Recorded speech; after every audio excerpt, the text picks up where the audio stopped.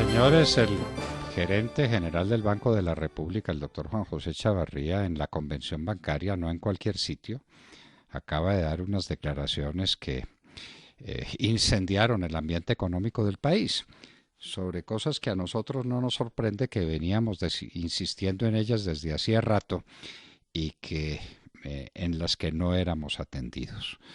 Doctor Álvaro Cámaro, muy buenos días. Buenos días, doctor Fernando. Doctor Cámaro, de todo lo que dijo el doctor Juan José Chavarría, ¿qué es lo que a usted más le preocupa? Yo diría que el todo, sin duda alguna, doctor Fernando, porque creo que el Banco de la República, que se mostraba además muy optimista, de hecho aquí lo comentamos varias veces con respecto al primer trimestre, pues recibió un baldado de agua fría como todos cuando vimos ese crecimiento tan moderado de un apenas superior 2% para el primer cuarto del año, cuando además suponíamos que sobre ciertas circunstancias donde ya había entrado un nuevo gobierno, la época de la incertidumbre del cambio se había dado, eventualmente la construcción podía repuntar, el gasto público a través de las 4G podía contribuir, etcétera, Colombia iba a empezar a tener una senda de crecimiento mucho más alta. Las alarmas que lanza el Banco de la República, que ya lo ha venido diciendo desde hace rato con respecto al déficit de cuenta corriente, sin duda alguna son otro tema que hay que ponerle mucho cuidado, porque no es lo mismo tener un déficit de cuenta corriente de 4.2% del PIB, y quién sabe si va a ser más, y ahorita siquiera hablamos de eso, en un contexto internacional favorable a la inversión y a los flujos de capital hacia los mercados emergentes, a uno en el cual, con toda la guerra comercial y esta incertidumbre que hay, pues muy seguramente los flujos de capital pueden replegarse a activos con mayor seguridad, con las consecuencias que eso trae naturalmente para el futuro económico del país. La balanza comercial se comporta de una manera absolutamente no deseable cuando el déficit prácticamente se está doblando versus el año pasado. Y al paso que vamos a terminar con un déficit de cerca de 13.000 o 14.000 millones de dólares si las cosas siguen así y si el petróleo además empieza a caer aún más de lo que lo está haciendo hasta el momento.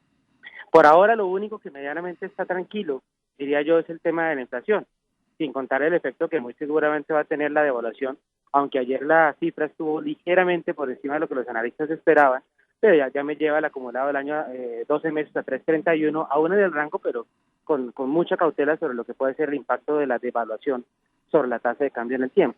Yo creo que el panorama del Banco de la República, que además es muy serio, tiene muy buenos economistas, muy técnicos, conocen ampliamente la situación, sí debe ser un llamado al gobierno nacional para ver cómo se genera política pública para lograr que la economía naturalmente recupere su senda de crecimiento.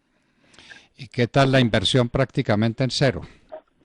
Sobre todo la sorpresa que manifiesta cuando dice básicamente que el DANE le cambió la cifra del 9% al cero sin que todos lo tuviéramos en la cabeza tan claro. Eso es aún más preocupante porque naturalmente una economía que invierte, como le pasa a un hogar, como le pasa a una empresa, es una economía que es capaz de generar potencial de crecimiento futuro mucho más importante, con mucho más fortaleza. Usted no había nacido cuando el doctor Carlos Llera Restrepo pronunció su terrible dilema, terrible en el mejor sentido, entendida la expresión, exportar o morir. Y el país resolvió exportar y crecieron las exportaciones exponencialmente hasta que otro presidente habló del embeleco de las exportaciones cuando estábamos llenos de dólares del narcotráfico por la ventanilla siniestra. Exportar o morir. Y no estamos exportando. ¿Y cuánto nos vale al año donde esto persista? Usted habla de nuevas caídas en el precio del petróleo. Déjelo así. Ha caído en grandes términos $20 el barril. ¿Cuánto le vale eso a Colombia? Nosotros los cálculos nos dan por el lado de 7 billones de pesos. ¿Y por qué esa caída del precio del petróleo? Pues doctor Fernando, la caída del precio del petróleo tiene detrás uno la guerra comercial de China y Estados Unidos, que además no es únicamente con China. El señor Trump está liberando por lo menos unas 5 o 6 batallas arancelarias con más países, con Canadá, que ya también le reaccionó, con México recientemente, que ya también le reaccionó, la que tiene naturalmente con China, la que le anunció a la Unión Europea. Luego, la guerra comercial es de Estados Unidos contra sus principales socios, sus principales adversarios en materia de comercio a nivel global. Y esto naturalmente lo que genera es una preocupación de que eso puede generar un impacto de medio punto porcentual sobre el crecimiento económico mundial en el tiempo, y esto naturalmente pues va a hacer que haya mucha menos demanda de petróleo. Ese es el primer escenario que hay detrás. Pero hay uno que es muy importante y que tal vez se pierde de vista, y es el hecho de que los Estados Unidos se convirtió en una decisión estratégica después del año 2014, tal vez que venía desde años atrás, en el primer productor y además el país más importante en materia de petróleo en el mundo. Y esto no es a partir de yacimientos tradicionales, esto ha sido básicamente a través de lo que es la extracción de crudo de forma alternativa, que le ha permitido, y eso fue parte de la caída de ayer que fue muy importante, acumular reservas de petróleo, doctor Fernando, que ya suman 490 millones de barriles en reservas. Ayer estaba el mercado esperando que hubiera una caída en las reservas, pero por el contrario siguieron subiendo. Para que usted tenga una proporción, al año la demanda de energía está alrededor de 77 o 75 millones de barriles por día. Haga usted la cuenta de lo que los Estados Unidos puede tener en reservas y lo que esto significa. Entonces, esto ha agravado aún más la situación de pensar en que hay un país muy importante que tiene más capacidad de oferta que antes padecía naturalmente los embelecos de la OPEP cuando le daba por tratar de administrar el precio. Y ahí viene el otro punto que ha agravado la caída. Ya Rusia le está diciendo a la OPEP que ellos muy seguramente no le van a jalar en la próxima reunión de junio y julio al acuerdo de cuotas que ha mantenido de alguna forma restringido el bombeo de crudo para tratar de que los precios no se vayan mucho más abajo. Luego, el escenario sobre el petróleo, ya muchos hablan de un mercado bajista después de una corrección del 20%, lo cual podría naturalmente agravar la situación para los países que tenemos alta injerencia de este tipo de producto en nuestra economía. Bueno, y ese precio del petróleo tiene en Colombia efectos fiscales, efectos regionales por las regalías, efecto gravísimo en la balanza de pagos, efectos en el Producto Interno Bruto. Tiene efectos por todas partes, doctor Cámara.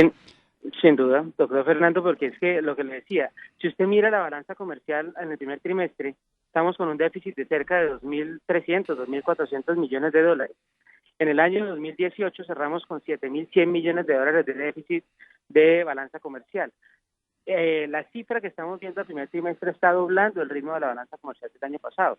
Y en un país donde las exportaciones no han sido exportar o morir, sino por el contrario, seguimos concentrados en commodities, naturalmente una caída mayor en el principal rubro de exportación podría agravar ese déficit.